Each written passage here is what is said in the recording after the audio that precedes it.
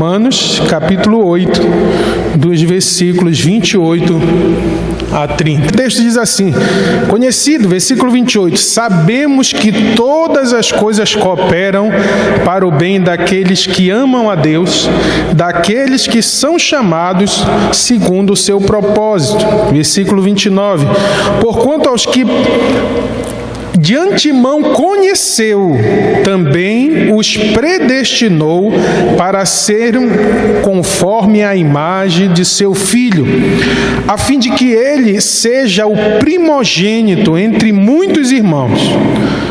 E o versículo 30, e aos que predestinou, a esses também chamou, e aos que chamou, a este também justificou, e aos que justificou, a esses também glorificou. Esse é o propósito de Deus, um propósito maravilhoso que Ele tem para os seus filhos, de nos conduzirmos até a glória, a eternidade. Mas nós precisamos entender que dentro desse propósito, Ele estabelece algumas questões.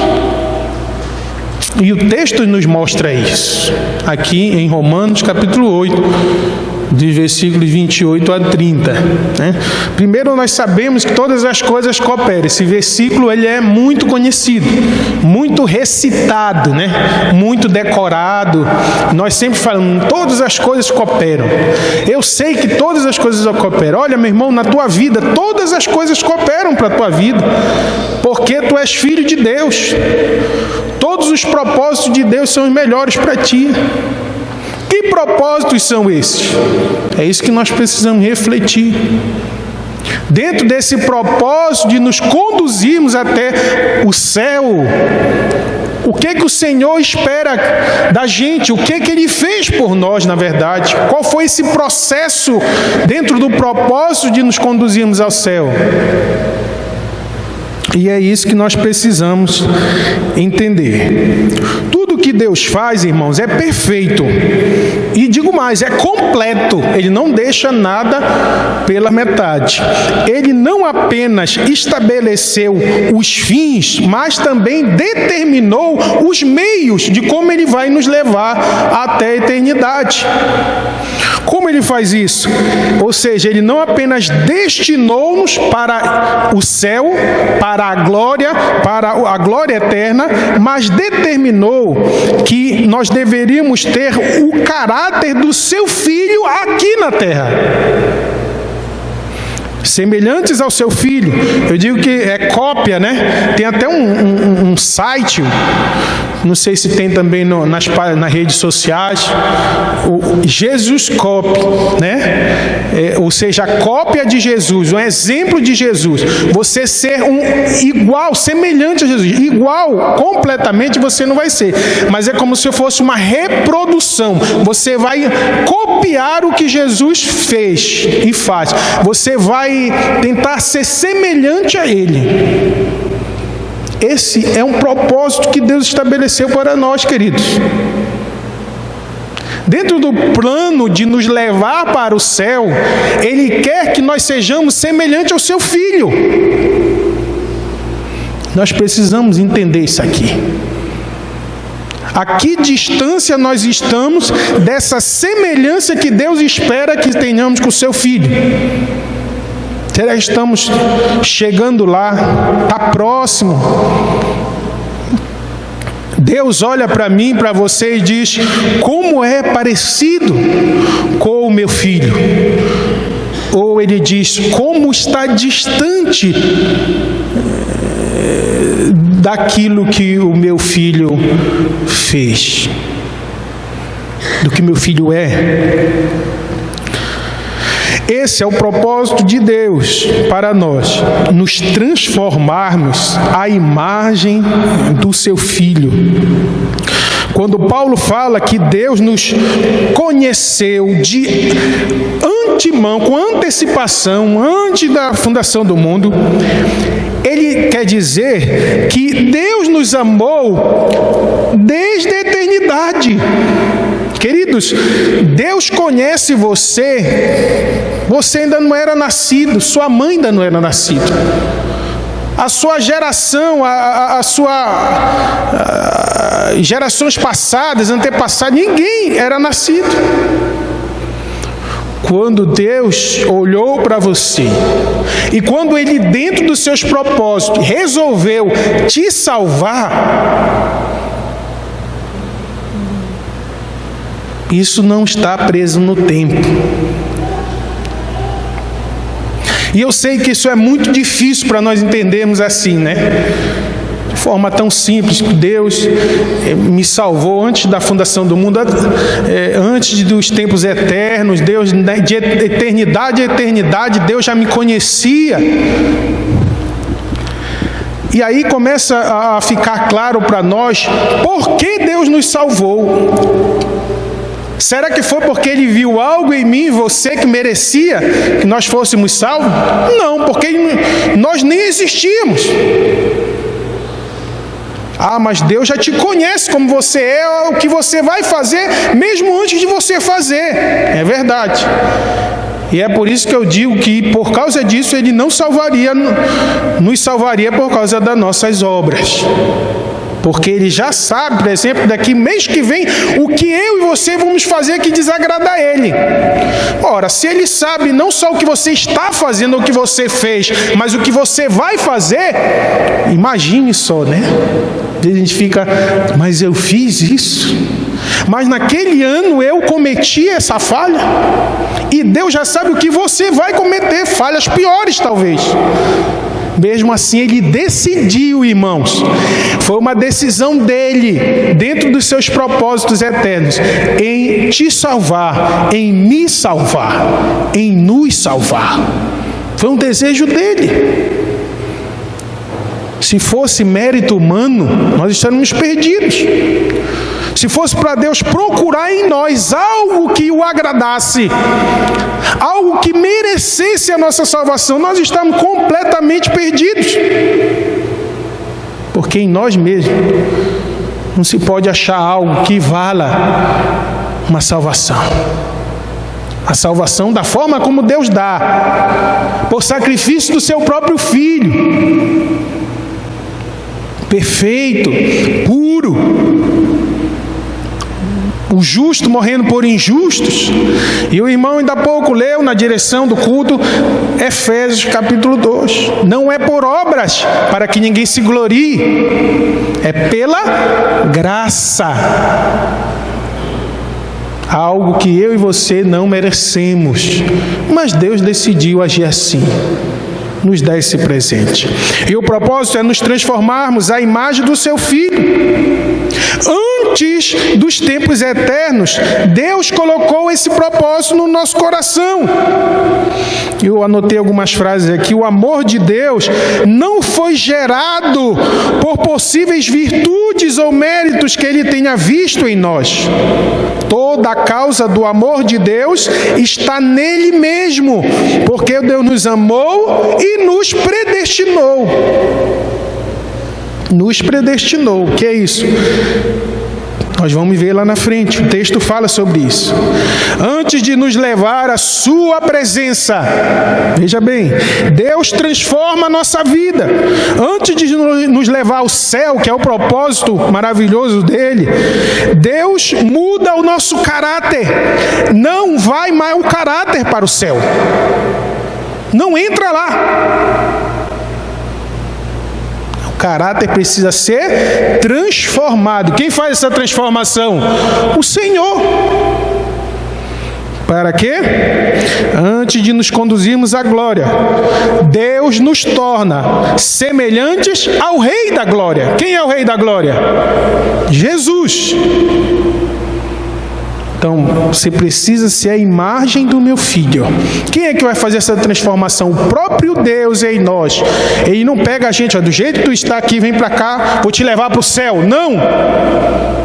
Não entra pecado no céu. Mau caráter não entra no céu.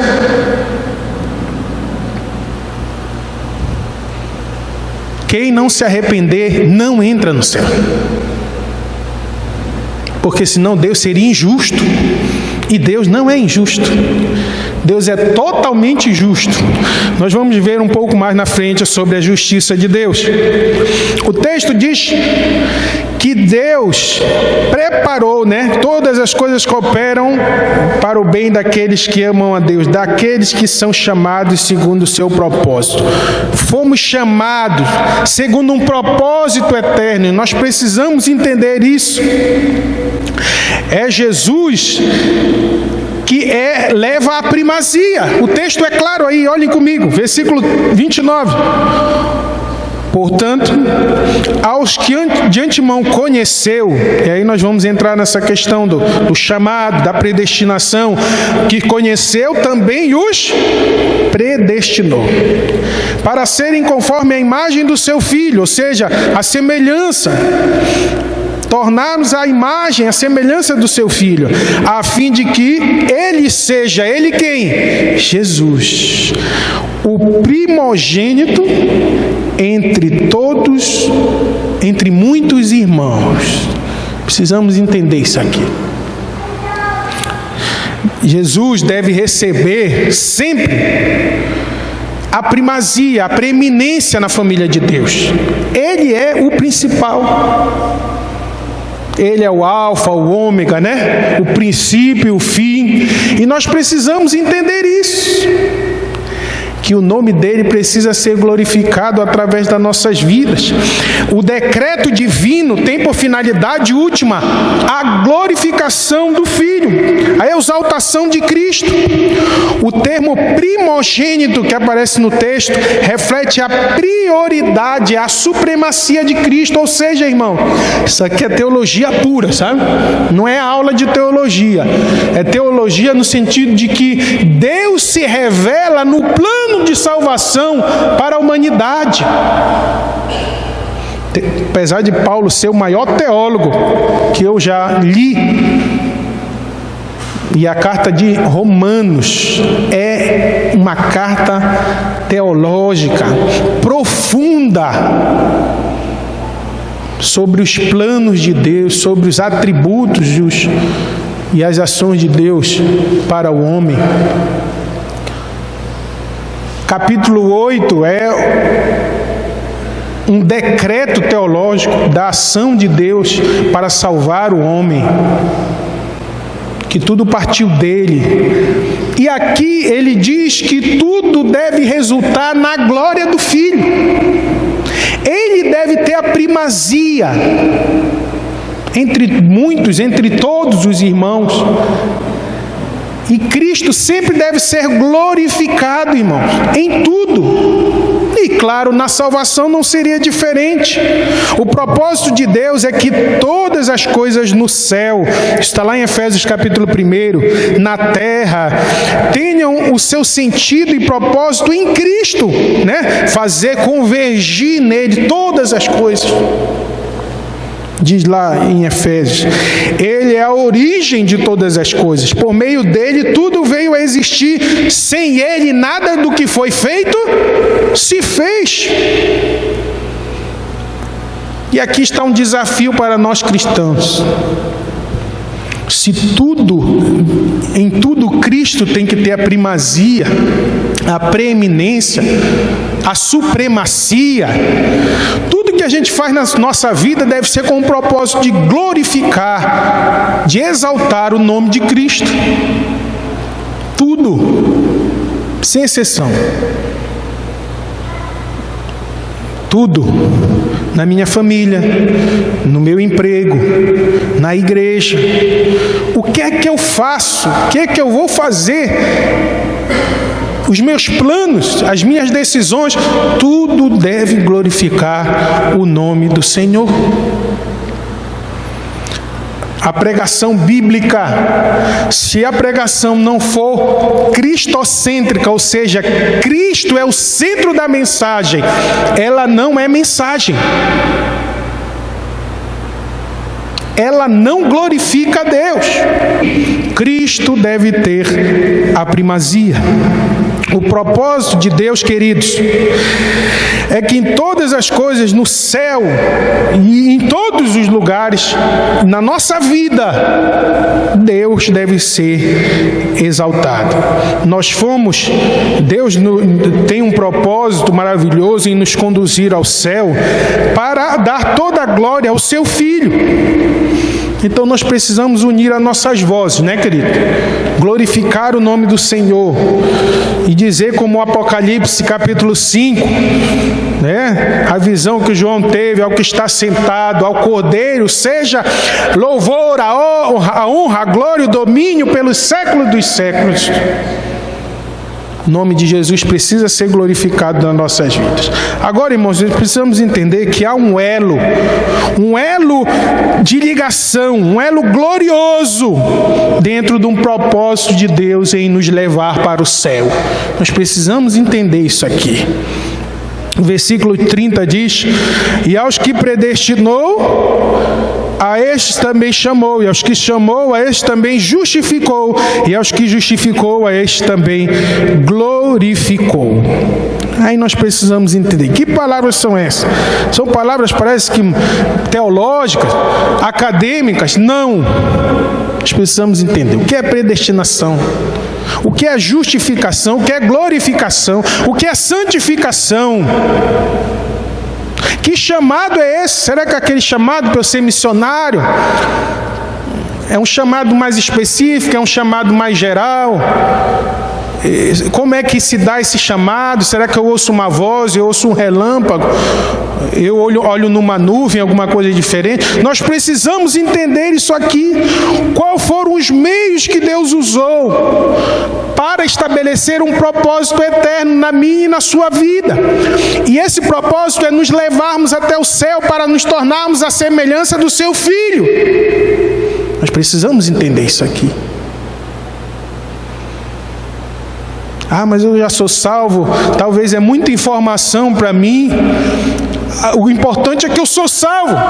Mas o objetivo aqui é que a gente entenda e glorifique a Deus por todo o processo, por todo o plano maravilhoso, como Ele pensou em você. Por que você? Olhe para o texto. O que Ele fez por nós é algo maravilhoso. Primeiro, precisamos entender o que é santificação. Não está no texto claramente, mas é um processo, né, que a gente precisa entender, que é um processo de contínuo, de busca por Deus. A santificação é você todo dia buscar a santidade, um estilo de vida dos filhos de Deus, naquela ideia de ser semelhante a Cristo. Você vai ser um imitador de Cristo. Você vai fazer uma mímica do que Cristo faz. É como se ele estivesse aqui e falasse: agora vocês vão fazer isso. Todo mundo faz isso. Olha, amanhã eu vou fazer isso. Cristo diz para você, então também eu vou fazer. Olha, diante dessa situação eu agiria assim. Então, Cristo, se o Senhor agir assim, Pai, eu também preciso agir assim, como o Senhor agiria, como o Senhor age diante de determinada situação.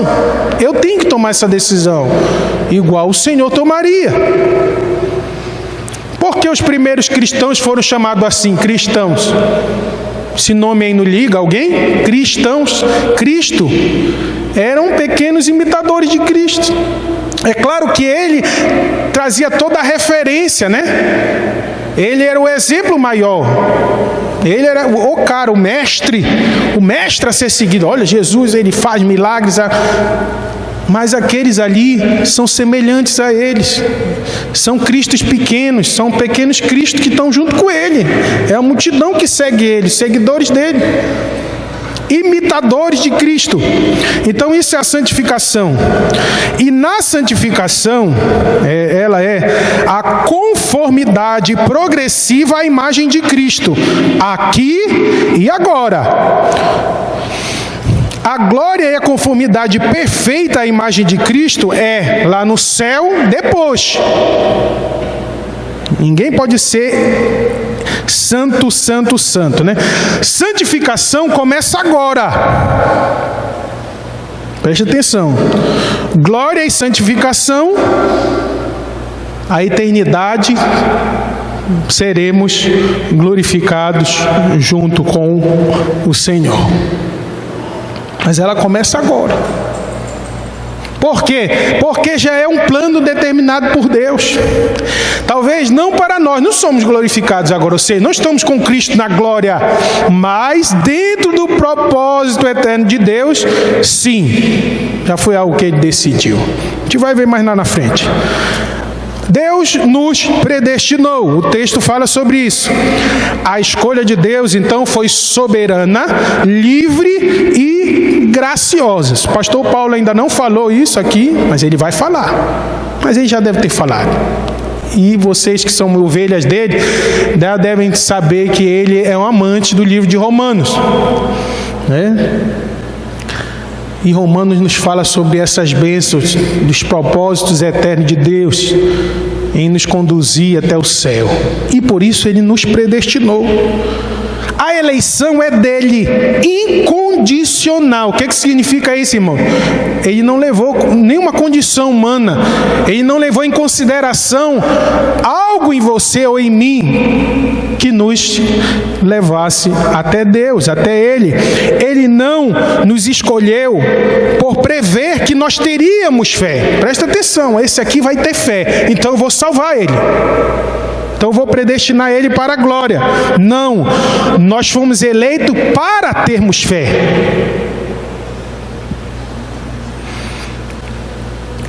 Nós fomos eleitos, predestinados por causa das nossas obras. Não foi por isso, mas não por causa das nossas obras, mas para as boas obras. É diferente, né? Não pelas obras, mas para, depois de salvo, cometermos boas obras. E de fato, não basta só ter obras. Preciso ter fé. Mas quem coloca essa fé no coração do homem? Deus. Quem predestina? Deus. Quem chama e salva é o Senhor. A fé não é a causa da eleição divina, mas é a consequência, ou seja, eu sou predestinado, eu sou salvo, eu sou eleito para exercer a minha fé. Uma ilustração sobre isso, eu acho interessante, é uma porta, a porta do reino de Deus. Há uma mensagem que na frente diz: vinde a mim, conhece esse versículo? Todos que estáis cansados e sobrecarregados, e eu vos aliviarei. Está na porta do céu, da eternidade, do reino de Deus. E aí você entra, né? Estou cansado, sobrecarregado, eu preciso de salvação, eu preciso de um descanso, e de preferência um descanso eterno. Eu não vou mais sofrer, não vou mais chorar, pagar conta, não vou fazer mais nada. E aí você entra, os portais eternos. Quando você entra, porém, existe uma outra mensagem, uma plaquinha lá de dentro, que diz assim: ninguém pode vir a mim se o Pai não me trouxer. Não foste vós que me escolheste, pelo contrário, eu vos escolhi a vós outros. Ou seja, foi uma atitude minha de entrar. Mas quando eu entrei, eu descobri que na verdade não foi eu que escolhi, Ele me escolheu primeiro, isso desde a eternidade. Consegue entender o que é predestinação? Deus te escolheu dentro dos tempos eternos, e isso é uma bênção maravilhosa, porque não dependeu de mim, esforço, porque se dependesse, eu estava completamente perdido e condenado. Dependeu somente da vontade dele. Isso é bênção. Deus nos chamou também. Vamos correr um pouco. O chamado de Deus é a concretização histórica da sua predestinação. Ele predestinou, ou seja, dentro dos propósitos eternos, Ele já sabia que você e eu estaríamos nos seus caminhos, que nós iríamos crer no Filho dEle, ter salvação por meio de Jesus. Sabendo disso, agora Ele nos chama Todo aquele que foi escolhido por Deus é de Deus, ouve as palavras de Deus, como diz João capítulo 8, versículo 47. Todo aquele que foi destinado para a salvação crê.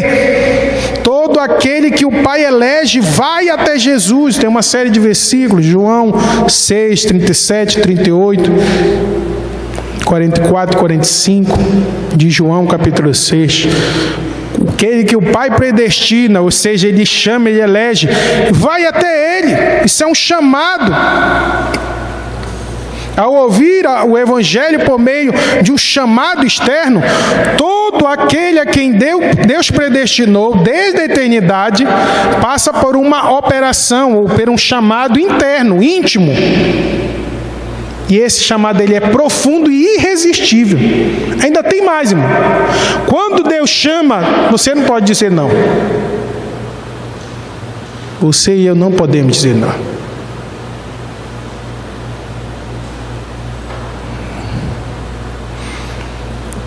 E é o Espírito Santo que faz esse chamado, um chamado interno. Alguns chamam de vocação eficaz, graça irresistível, tem vários termos. É um chamado específico e irresistível que Ele faz para mim e para vocês. Que Ele fez para mim e para você. Não podemos dizer não, porque Ele já plantou no nosso coração um desejo de amá-lo, de servi-lo e de viver a eternidade do lado dEle. Não tem para onde correr. Você só tem que glorificar, irmão. Só cabe a você isso. Você não teve trabalho nenhum. Já pensou nisso? Eu não tive trabalho nenhum. Deus me colocou aqui, para ser filho dele. E Ele quer me levar para o céu ainda. Tudo partiu dele. A iniciativa foi toda dele. É por isso, irmãos, que o homem não pode se vangloriar por nada nesse mundo. Porque tudo deve voltar em glória para Deus. Nós não temos méritos, nós não temos nada em nós que exija que os outros te exaltem, te elogiem. Não! Tudo foi obra de Deus. E essa é a bênção maior. É que se foi Ele, a glória é para Ele. A glória não é para mim nem para você, nem para quem falou de Jesus para você, nem para quem não desistiu de você, porque Deus fez tudo isso. Usou pessoas, mas a glória é para Ele. A glória é para Ele. Ele também diz o texto, que acho que chamou, justificou. Só para a gente entender o que é a justificação. Primeiro, ela acontece uma única vez na vida do cristão. A pessoa não é justificada, mais uma vez justificada, não. É um único ato, onde Deus nos considera justos. Não que nós somos. Nós somos pecadores. Nós merecíamos a condenação. E Deus, para não deixar de cumprir a punição, porque Ele é justo, senão Ele seria injusto, Ele então entrega o seu Filho para morrer numa cruz. Ele sendo justo, morrendo por nós injustos. Então como é que agora eu posso ser justo? Porque Ele tirou a culpa que há em nós, que havia em nós, e coloca no seu Filho. E agora nós estamos livres da condenação. Não é eu, mas que vou pagar. Cristo já pagou. Então, por isso, Deus nos considera, nos passa um veredito, uma ordem de isenção, de absolvição. Não vou ser julgado mais. Eu não vou pagar mais pelos meus erros, pelos meus pecados. Cristo já pagou. E quando Ele foi à cruz, Ele me deu salvação, me justificou, me deu vida eterna. E agora eu não vivo mais uma vida presa, amarrada às coisas que outrora me faziam mal. Isso não impede que você e eu, a gente peque, a gente vai continuar pecando. Só que agora nós temos um advogado maravilhoso do nosso lado, que não cobra nada, ele fez tudo de graça.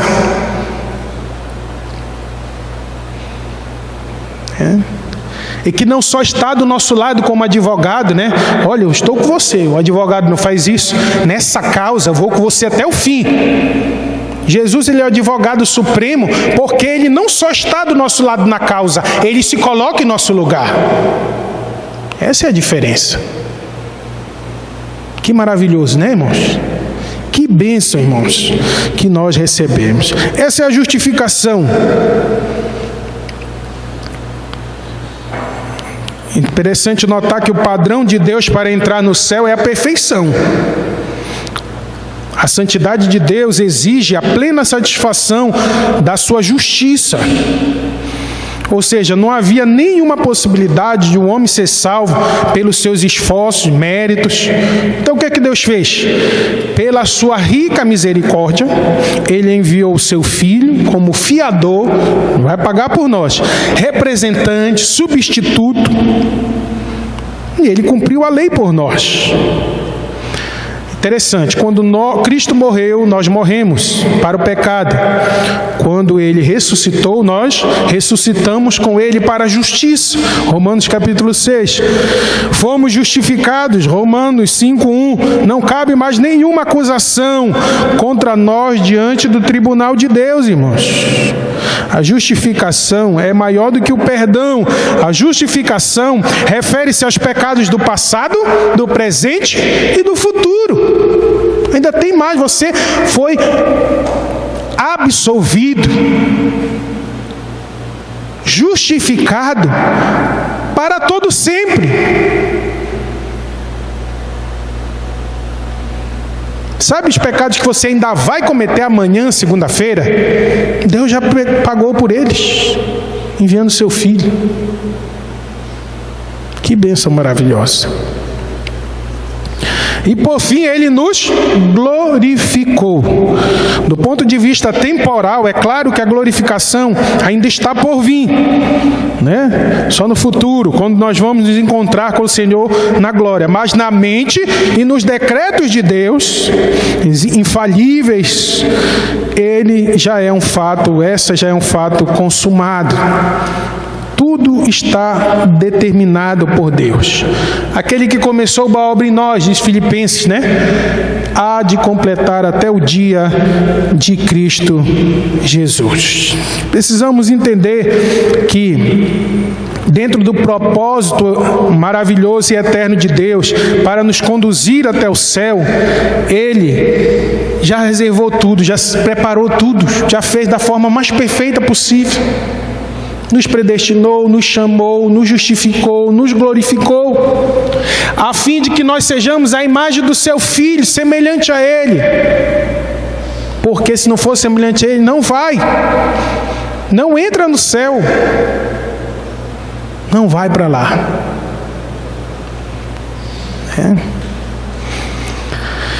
Tudo que falarmos é pobre demais para descrever tudo que Deus fez por nós, né?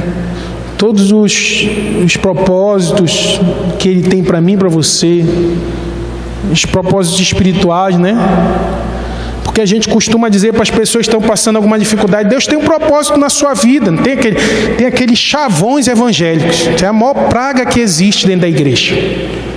Deus tem uma bênção para você, meu irmão. Aquela frase pronta que você tem para o seu vizinho, para o seu parente que não é crente. Deus tem um propósito na tua vida, Deus quer te fazer prosperar. E você fala isso para todo mundo. Mas será que você já parou e sentou com alguém e começou a falar dos propósitos eternos que Deus tem para aquela pessoa? De conduzir ela até o céu. E como Ele faz isso? Foi o que nós vimos hoje aqui, nesse texto. como Ele nos chama, como Ele quer muito que a gente seja semelhante ao Seu Filho, porque Ele deve ser glorificado, o Filho deve ser glorificado na minha e na sua vida, que Ele nos chama, nos predestina, nos justifica e nos glorifica segundo os Seus propósitos eternos, e tudo é bênção para Ele. O propósito disso é que o nome dEle seja glorificado. Você já parou para fazer uma conversa assim, para conversar com uma pessoa assim? Sabe qual é o propósito na sua vida? Você já falou assim? Glorificar o nome de Deus. Sabe o que Deus espera para você? Que você seja semelhante a Cristo, o Filho dele, que morreu por você. Isso é Bíblia. Chavão, frases prontas, não leva ninguém para o céu, não mexe com ninguém não. Tem que pregar Cristo, e esse morto, ressuscitado e glorificado. Vamos orar?